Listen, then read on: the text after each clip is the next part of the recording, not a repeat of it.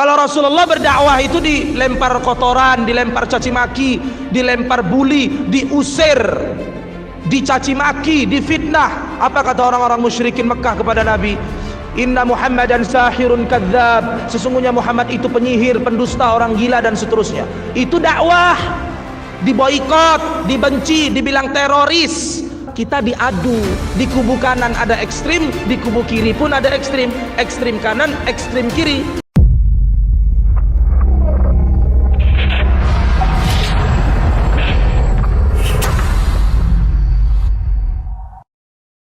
Ustadz jujur tuh duit tak ada, makan sehari-hari dari dagang jualan.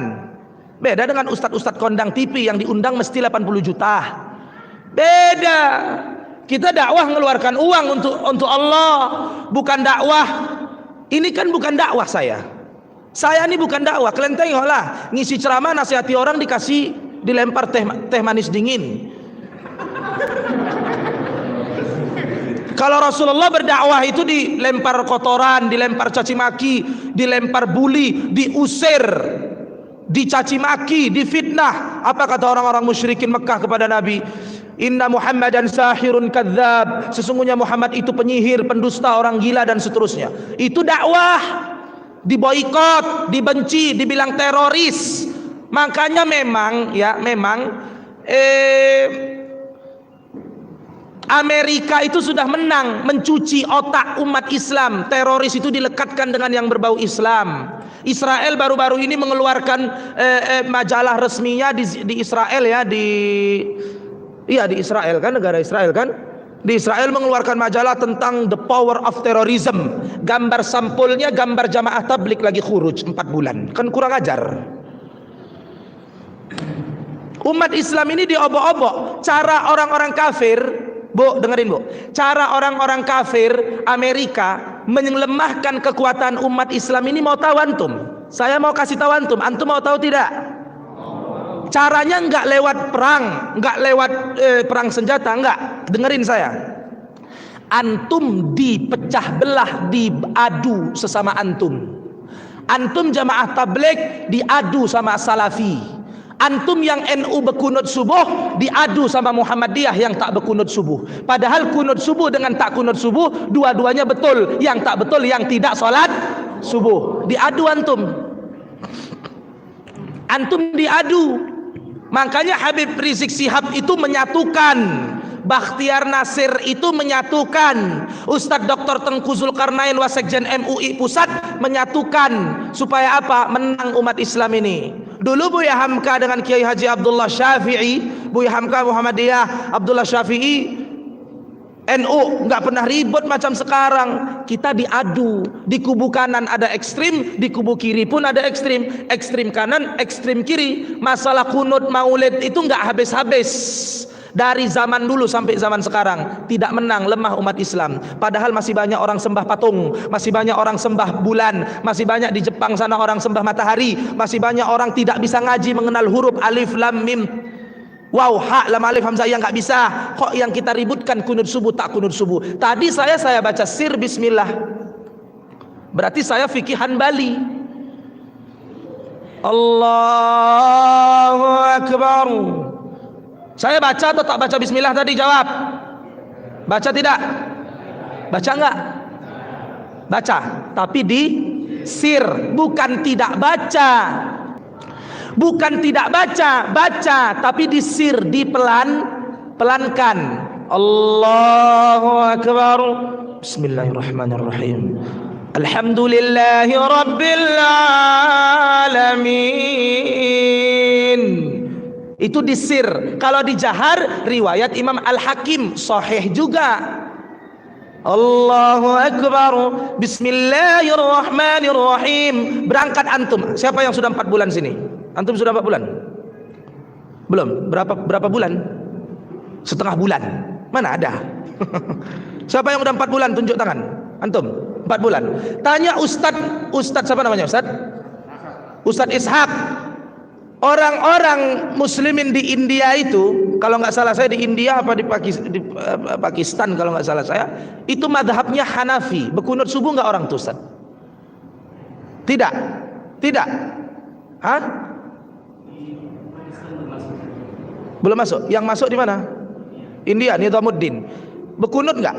Tidak berkunut mazhab Hanafi. Mazhab Hanafi tak berkunut, Bu. Allah sami Allahu liman hamidah langsung.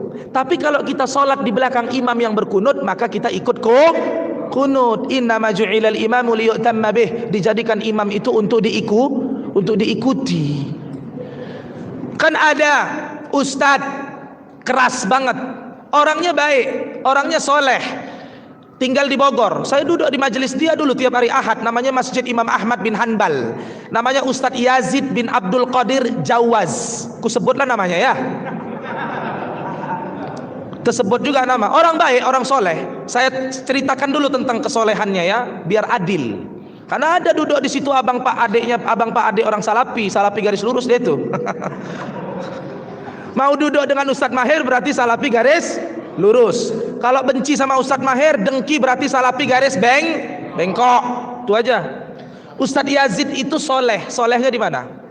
Kalian undang dia ceramah tablik akbar, mau pulang kalian salam dia amplop sekian juta, kalian salam, marah dia. Sama dengan Khalid Basalamah. Khalid Basalamah tuh paling benci kalau ditanya mahar. Ustadz, kemarin ada yang nelpon saya, pengikut habaib di Jakarta Betawi. Ketemu saya di masjid. Saya sholat jadi imam, dia kebetulan safar ke Bogor. Mak Jang, ini Ustadz Mahirnya ini. Ditengoknya muka saya, ditengoknya jubah saya, nampaknya Ustadz Mahir nih. Didatangi sama dia. Dia nanya ke saya, Afwan, saya mau tanya, ente Ustadz Mahir, kok ente kau nggak sopan? Saya orang Betawi Ustadz. Oh gitu, udah biasa adat Betawi begitu. Iya Ustadz. Boleh ana minta nomor Ustadz? Kami udah lama pengen undang Ustadz ke mana gitulah daerah Jakarta yang Betawi semua ya, Arab Betawi, Habib, tapi nggak dapat nomor Ustadz. Ku jawab, iyalah nomorku itu tidaklah yang memilikinya kecuali orang-orang yang dirahmati Allah. Jadi saya termasuk yang dirahmati Allah Ustadz. Ya, saya termasuk yang dirahmati Allah. Malamnya dia WA, Ustadz, saya pengen ngundang Ustadz, berapa maharnya? Kok kira mau ngelamar perempuan, mau kawin minta mahar?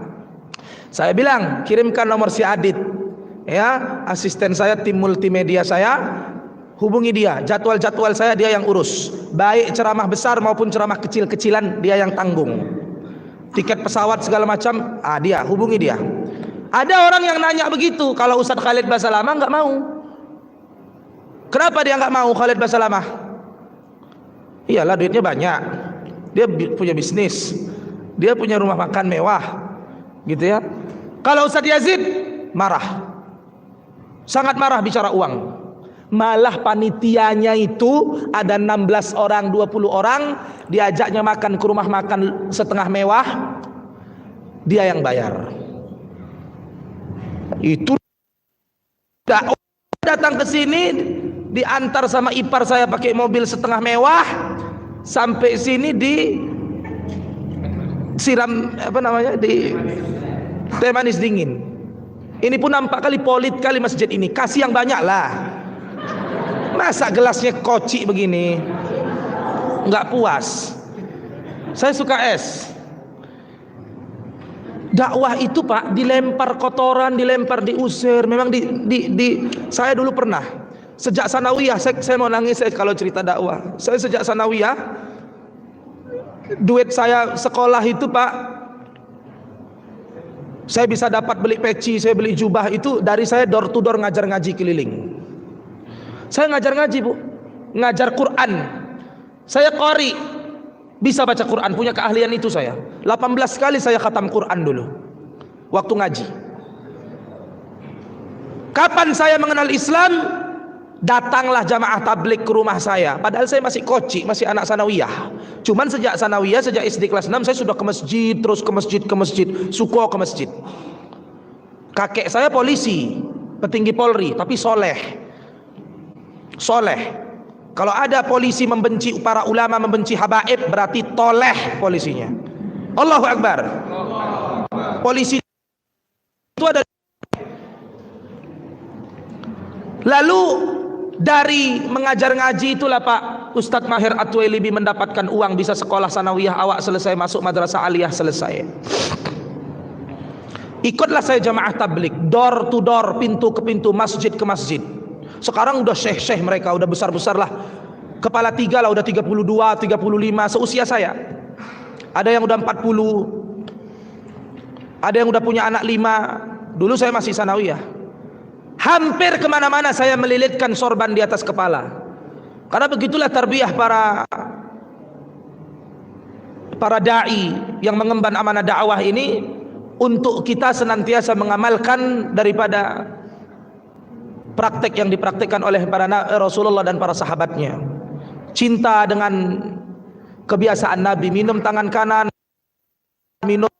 minum teguk 3 kali, baca bismillah, begitulah minum Nabi. Kenapa Ustadz bisa kami penyakitan gak sembuh-sembuh? Karena Anda tidak melaksanakan sunnah Nabi dalam makan dan minum. Padahal di balik sunnah itu ada satu kejayaan, di balik sunnah itu ada kesembuhan, di balik sunnah itu ada yang namanya keagungan. Orang yang senantiasa melazimkan sunnah, Allah selipkan kejayaan di balik sunnah itu. Tapi ikhlas ya, mengamalkan sunnah dengan ikhlas, bukan mengamalkan sunnah ikut-ikutan atau supaya ditengok orang dan seterusnya. Walhasil Ustadz Mahir At-Tuwailibi mengikut jamaah tablik karena kami berjubah terus dan seterusnya. Di Medan itu Pak, tempat kami banyak orang Batak Kristen, pelihara anjing dan babi. Tahu Bapak? Jualan babi panggang. Di sini ada babi panggang? Ada. Kalian bakar itu kedi. Kalau ada jual babi panggang di tengah umat Islam. Bismillah. Alhamdulillah. Apa yang mereka tuduhkan, umat tuduhkan kepada saya, Bu? Pak, saya dianggap teroris, dianggap aliran sesat karena mendatangi orang dari pintu ke pintu, mendatangi orang di pasar-pasar, mendatangi orang lagi main apa namanya ini? Gaplek. Antum tuh kan sholat 5 waktu, soleh untuk diri antum sendiri. Ustadz ini yang penuh resiko. Paham antum? Apa? Oh, dia sudah tahan banting. Kalau si Adit tahan banting, dia udah kemana-mana sama saya. Saya diundang ceramah tablik akbar oleh Bupati Riau Tembilahan, dia ikut kemana-mana, ke Medan, kemana-mana sudah. Masya Allah si Adit ini. Cuman sayang belum kawin-kawin, belum laku dia. Dituduh teroris, dituduh ini dan seterusnya sudah kita alami. Berapa kali tablik akbar saya itu Pak disatroni. Untung saja masjid ini ada backingnya banyak, makanya nggak disatroni. Disatroni, di apa? Didiskrimin apa istilahnya? Ajarilah. Dipersekusi supaya tak jadi ada. Berapa kali? Katanya saya anti pemerintah. Saya nggak anti pemerintah. Kalau pemerintahnya macam Ahok, antilah. Kalau pemerintahnya zalim, anti, itu udah pasti. Kalau nggak anti berarti anti kita. Cuman cara kita mengekspresikan, mengkritik pemerintah itu beda-beda. Ada orang yang kemampuannya langsung kritik, ada orang yang punya kemampuan langsung kirim surat, ada yang seperti Ustadz kawan saya, sahabat saya Ustadz Dery Sulaiman, didatanginya Ahok ke balai kota, dinasehatinya 4 mata. Ada yang mampunya lewat media ya, dengan akhlak dan etika nggak ada masalah, gitu kan. Nah kalau pemerintahnya baik, soleh, pemerintahnya macam Abu Bakar, Umar, Utsman, Ali, sami'na wa ata'na, tidak mungkin kita kritik. Uang pemerintahnya sholat pun tidak. Nah, inilah tugas kita para dai untuk menyampaikan kepada dia satu kalimat yang berat di timbangan, ringan di lisan, kalimat la ilaha. Dengan kalimat itu kita hidup, dengan kalimat itu kita mati. Lantas ada orang bakar kalimat la ilaha illallah, pastilah kita tersinggung, pastilah kita marah, pastilah kita berang. Kenapa? Karena kata Buya Hamka, andaikan agamamu dinista, andaikan agamamu dihina, kau tidak marah, tidak cemburu, maka ganti bajumu itu dengan kain kafan.